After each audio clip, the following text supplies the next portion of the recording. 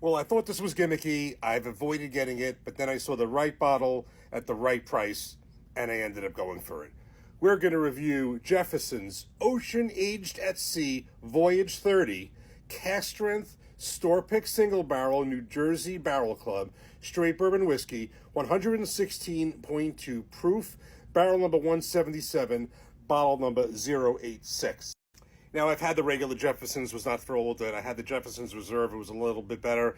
I wasn't thrilled with it, and I felt it was actually overpriced for what the product was. I've seen these ocean-aged all over the place, never went for them. Again, thought it was a little gimmicky, but the idea was kind of interesting, which we'll get to in a second. But for that money, I wanted something that was above 90 proof, and I wanted just the right price. So I found something that was below what I would expect it would be. I wanted a cask strength. I got a single barrel store pick for a bonus, and I saw the price at 116.2 proof, and I went for it. So this will be the first ocean aged I've tried, and it's this one right here. It is distilled in Indiana. It's sourced. I believe all their bourbons are. This is bottled for Jefferson's, but it is not, again, it is distilled. It says distilled in Indiana, so it is sourced. And really quickly, the way this works is I think they mature this whiskey for at least 4 years, and then they put it on a ship, travels all over the world. Each of these voyages has different paths it takes. But the key is, it's really three key things.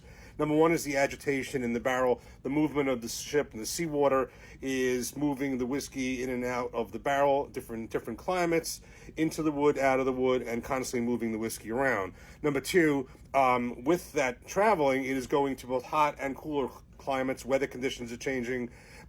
So just like you would have in seasons, certain times it's more in the wood, sometimes more out of the wood, imparting the flavors.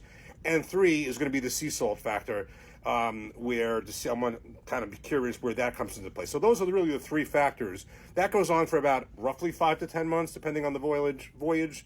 So you got 4 years at least aging, plus that, say, 5 to 10 months. Again, each of the voyages is different. This Voyage 30, there's a tag on here, which gives the specifics, but really, really quickly, it basically kind of starts and ends, I believe, at the port of Savannah.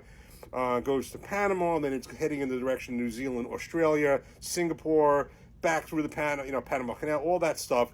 It's heading all over the world.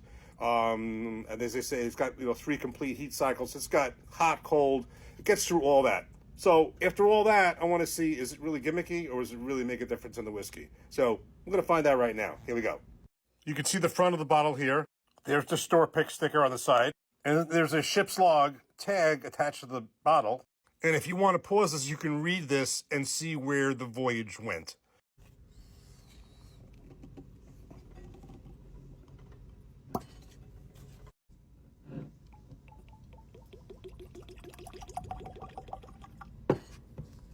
All right, we got it poured up. That wasn't a great cork pop, but let's see what's going on in the liquid here. Nice color on this one, kind of coppery. I want to see what the nose is like. Well, that's totally unique. Going to be completely honest with you, I am getting a salted nose on this one. Salted caramel, would I say? It's definitely different.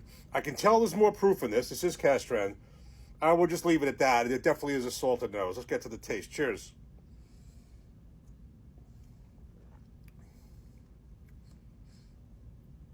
Okay, well, this is certainly more robust, obviously, than the other two Jeffersons I had at 90 or low 90 proof or whatever it was. Finish is good.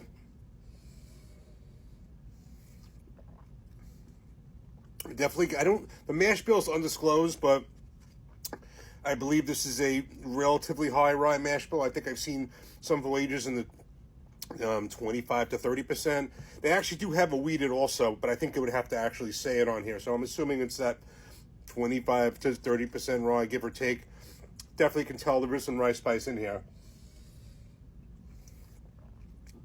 I'm happy I got the cask strength. I think that I'm still trying to decipher to the degree that I like this, but I feel that the 90 proof would have been just too weak for this one for me. This certainly this proof level is better than the other oceans.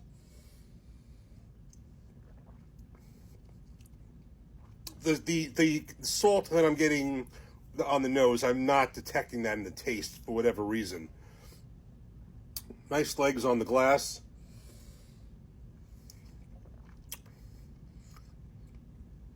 All right, well, I'll tell you what.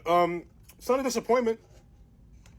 Again, the first Jefferson's didn't like it original. The Jefferson'S Reserve, which is, say, the regular Jefferson small batch, I think it's like 35.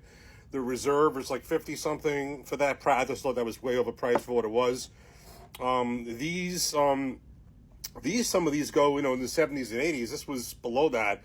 I thought it was a really good price in a store that's not usually very, very cheap. So I figured this was the time to, to pull the trigger on this and see what we think.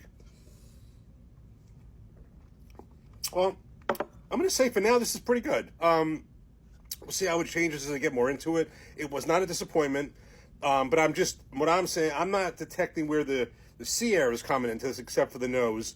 But the key thing is in the taste. There is a lot of boldness to this, a lot of rice spice, a lot of other spices, really nice finish. So we'll call this pretty good for now. And I'm going to get more into it and probably do a follow-up review when I get a little more into this bottle. Cheers. Take care. Thanks for watching. Quick footnote to this video. I poured a little bit more after this. I was getting the salt, definitely a salt smell on the nose, but I wanted to see if I get it on the taste. And I took a couple of sips more, and I think I am. I was describing part of it as a high rye taste, and it is, but I do believe there is some kind of a salty taste mixed in with that, just something I'm not used to, so I may not have identified it as quickly. So I would say definitely the salt has prominence on the nose, and I do think it is mixed in, because that's not a normal, usual rye taste that I'm getting for the high rye. So I do feel that the salt air, the salt water from the ocean has had an impact on the taste as well, which would make sense being at sea for 5 to 10 weeks. But again, we will do a follow-up review once we get a little bit more into this bottle, but it does seem to have some of that in there. Take care. Cheers.